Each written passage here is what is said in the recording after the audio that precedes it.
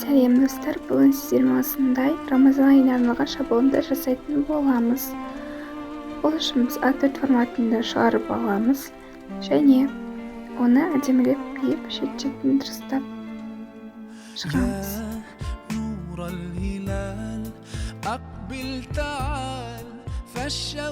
Қайша негізі үлкенірек болғаны жақсы. Сіздерге де дәл осындай дайын шаблон қажет болса, менің телеграм каналыма тіркелсеңіздер, сіздерге осындай дайын шаблонды беретін боламын.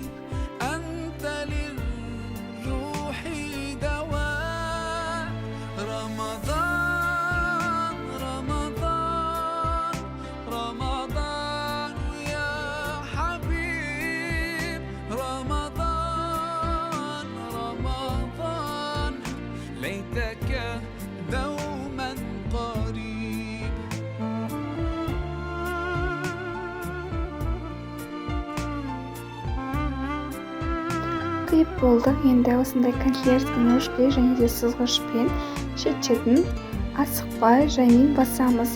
Если қатты басатын болсақ, ол біздің қағазымызды кесіп жіберуі әбден мүмкін.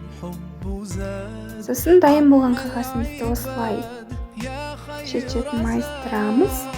Оңай майысатын болады.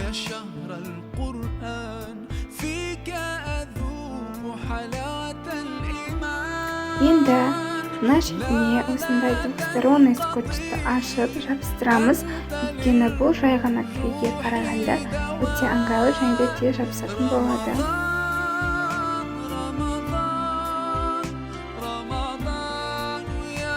Ашып енді осыны жабыстыратын боламыз.